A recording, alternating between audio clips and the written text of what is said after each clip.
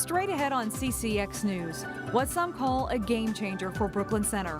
The new Destination Golf venue gets ready to celebrate its grand opening. Plus, a special honor for a Cooper High School theater teacher.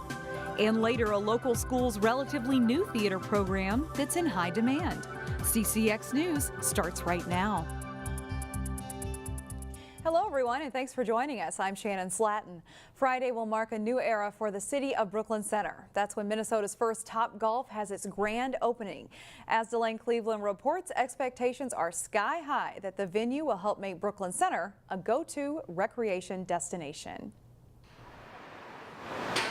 The game of golf usually depends on good weather.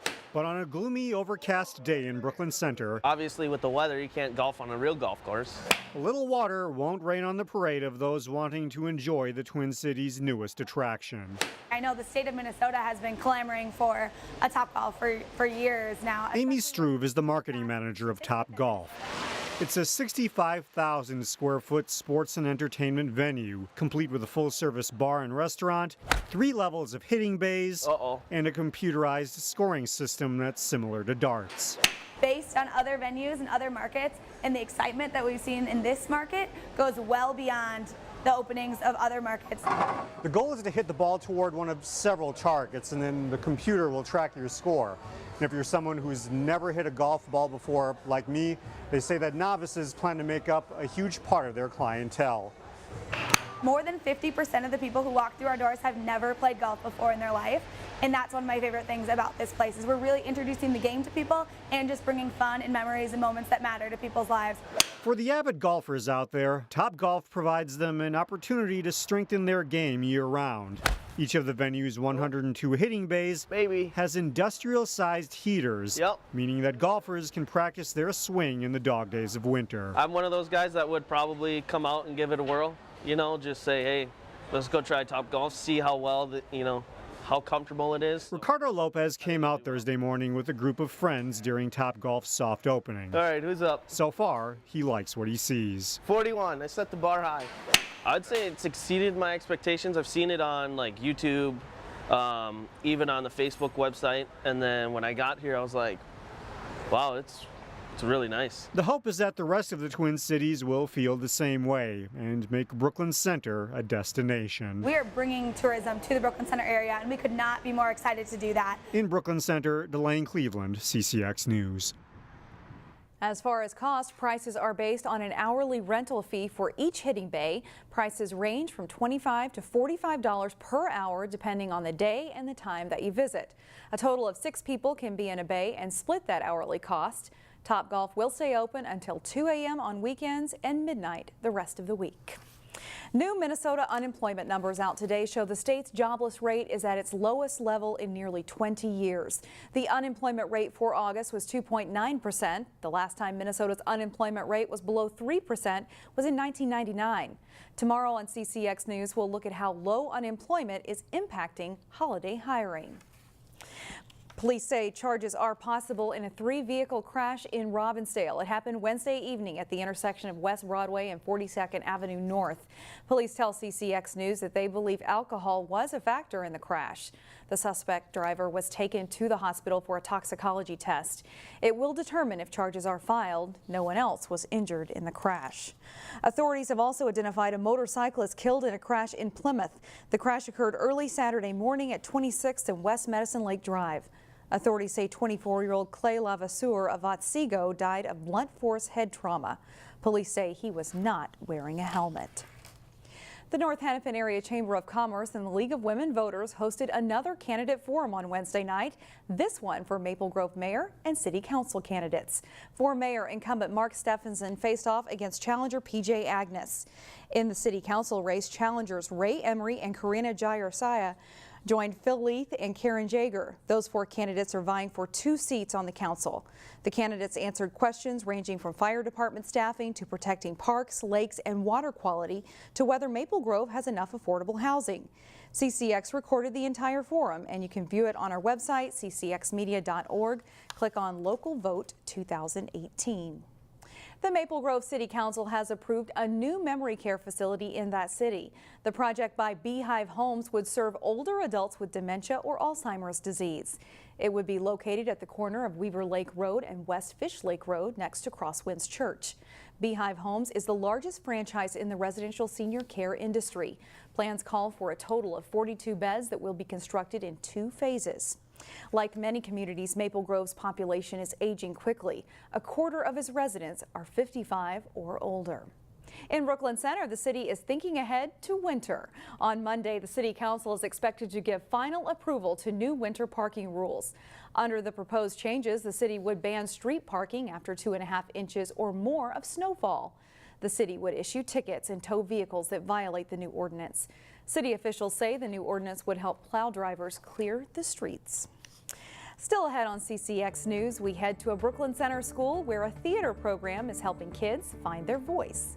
Plus, we'll hear from 18-year-old Trevor Janicke of Maple Grove as he skates in a big showcase event for possible future NHL hockey draft picks. But first, after all of this rain, the skies eventually clear up on Friday. We may even see peaks of sunshine.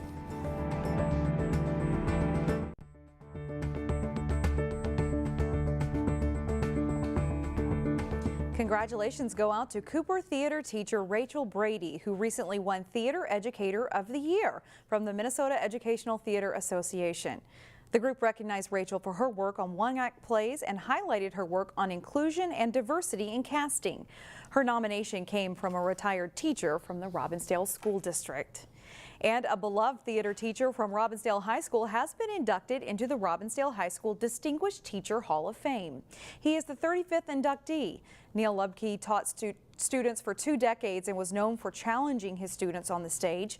Former students held a program this past summer honoring the teacher they called Uncle Neil. Step into the classroom and think outside of the box. In today's School Spotlight, reporter Meredith Hackler shows us how a program at Evergreen Park World Cultures Elementary is teaching kids to think critically through theater. That's the biggest piece for me, that students hear stories and that they're asking critical questions and not receiving information in a passive way. We are all consumers of literature, including kids. But the way we relate to those stories can vary based on our own culture. It really allows students cross-culturally to gain knowledge about each other and share their stories with each other, and I think that's why the program is so important. The Neighborhood Bridges program at Evergreen Park World Cultures Community School teaches kids how to be conscious of the stories they're consuming while also teaching them the foundations of theater. The critical literacy part of the theater portion is to take the story and turn it in a way, think about characters whose voices were not heard and maybe give them a voice in your version. How does happy live in your body? The program is a year long. At the end, students perform one of the stories they learned in front of family, friends, and other schools. In the middle of the year, we do a peace play, so it's a story about conflict resolution, so however that may look. Is what they do. And then in the spring, we do the Crossing Bridges Festival, which is on stage at the Children's Theater. The Neighborhood Bridges program is in its 3rd year at the elementary school. The program is in high demand and not easy to add to a school's curriculum. We knew that it was an opportunity that we could not turn down, that there's so much being given to us from the Children's Theater for this program that it just was something that we had to take advantage of. While it's an opportunity to bring kids out of their shell, it also helps them relate to other people who might be different than them through conversations and critical thinking. It does really open up students' curiosities about each other and allows the students to be the experts in the room about their own experience. In Brooklyn Center, Meredith Hackler, CCX News. Still ahead, why some say an Osseo theater is working miracles for some of its audience members. But first, we visit the Maple Grove football team. The Crimson are coming off a big win over Minnetonka.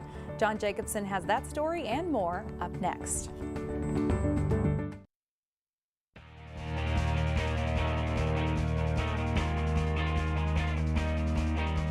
It was a big night for many of the top American-born young hockey players in the United States. The Minnesota Wild hosted the 2018 USA Hockey All-American Prospects Game.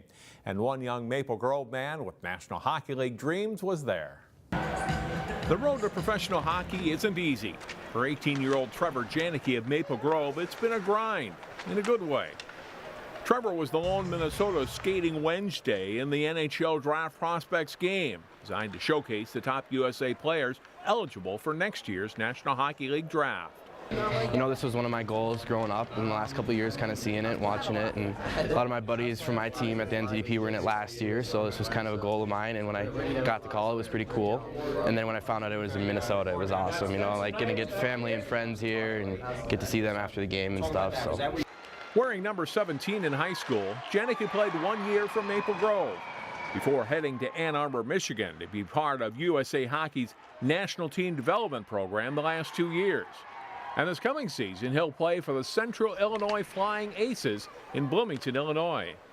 2 years at the NTDP, you learn a lot, and you know, a lot of the little things that are important in the game of hockey, and you learn just the daily grind and in and out every day, and so I think I learned a lot of that. And playing 2 years, this is going to be my third year in the USHL. I learned a lot of just composure and patience. I'm still working on that, but I think that's growing for me. Janicke is a forward who will head to the University of Notre Dame next year on a scholarship. He'll take online classes this year as he works toward his high school diploma. It's a lot of hockey and a lot of travel, a lot of fun too. We play 3 games in 3 nights in 3 different cities around the Midwest, so that's the biggest thing, getting used to. And you kind of start to learn to treat yourself like a professional, and you got to learn to recover right and just things like that. Former Armstrong High School Golden Gopher and Minnesota Wild player Jordan Leopold was the coach for Trevor's team last night at the Prospects game. Maple Grove football team will try to build on a big win this Friday night. The Crimson beat Minnetonka 35-16 last week, and now they're set for homecoming. Jay Wilcox has more on the Crimson. There's no need to pretend otherwise. Last week's decisive win over top-ranked Minnetonka was a special one for the Crimson, with contributions coming from across the board. It was a great team win because both sides fed off each other. It was the first night we really had where the offense could do stuff without having to play off the defense. We went out and made our second drive a score, which was big. Defensively, getting the two touchdowns, I think, was good for our confidence, and then offensively, we ran the ball pretty effectively. So I think it was a good win for us. We obviously, kind of what I've said all along, we're a work in progress. I still think we got to get a lot better, but it was a good win. Anytime you beat a good program like Minnetonka, it's a good feeling. Next up is Burnsville. Burnsville likes to run a lot of wishbone, so no receivers, just running backs, a lot of tight stuff, and then they oddly like to spread it out with 4 or 5 receivers at a time. So 2 pretty different looks, but I think we've watched a lot of film and we're getting ready for it. It's homecoming week at Maple Grove, and the guys say it does add extra excitement to the week. Yeah, it's a great week for school spirit, just having school pride and stuff. And then also we want to put on a good show for all our teammates coming back, all the seniors who graduated. We want to show them that we're still doing it without them. One of the themes this week, Jersey Day, and Crimson head coach Matt Lombardi showed the way by wearing his high school jersey from his days in Illinois. I think they just were amazed that we played games in a mesh jersey. I think they thought that was insulting, but this is what it was, and they're like, how could you have your game jersey? I said, it cost us $20. That's what it cost us back then, and we could keep them. And so it wasn't quite with the Nike swooshes and all that stuff that they have now. It was just a good old-fashioned mesh jersey with our bellies hanging out, and we liked football. It was fun back then. A lot of coaches, I feel like high school football coaches, there's a stereotype that they're all angry, yelling, but Lambo's always just joking around, laughing with us, and he's awesome. Now they want that fun to carry into game night Friday. Jay Wilcox, CCX Sports. Also Friday night, the first Maple Grove Hall of Fame class will be introduced at halftime and includes former Crimson head coach Craig Hansen. That's all for sports. Shannon, back to you. All right, thanks, John. Representative Deborah Hillstrom stepped away from her seat in the House for a bid for Attorney General. She was unsuccessful, but two candidates have stepped forward hoping to take her place representing Brooklyn Center. They are Republican Robert Marvin and a DFL candidate who won a hard-fought primary race for her place on the ticket. Her name is Samantha Vang. Hello, my name is Robert Marvin. It's been my honor and my privilege to run as your candidate for Minnesota House. I've lived here in Brooklyn Center, Brooklyn Park with my wife Molly for over 24 years. We raised our 3 boys here together. For all these years, I've been active, taken leadership roles, and been involved. I served the city on the Charter Commission for over 8 years. I'm running for Minnesota House because I care about our people. I'm proud of our community. I believe in the people of Brooklyn Center, Brooklyn Park, and I want to fight for you. I want to provide real solutions for us. Affordable health care, quality education, public safety, lower taxes, better transportation, and taking better care of our roads and bridges. I ask for your support and your vote to send me to St. Paul to fight for you. Thank you so much, and we can do this together. Hi, my name is Samantha Vang, and I'm your Brooklyn Center neighbor running to be your next state representative for House District 40B. I'm the Democrat labor-endorsed candidate for the open seat vacated by Representative Deborah Hillstrom. I'm a community organizer and have ran winning campaigns. I've worked at the Capitol advocating for our schools, racial equity, and women's rights. We need better access to quality education, better jobs, more opportunities towards homeownership, and ensuring we have clean air, water, and land. I am a graduate of Armstrong High School and became the first in my family to graduate from college at Gustavus Adolphus. I've grown up in the area and worked directly with diverse nonprofits, campaigns, and coalitions. I believe I will bring a people-powered voice to the Capitol that's reflective of our community. I ask for your vote on Tuesday, November 6th. To learn more, visit my website at samanthavain.org. Thank you. Up next, the play is called The Miracle Worker, but see how an Osseo theater is also working some magic for some of its patrons. We'll be right back.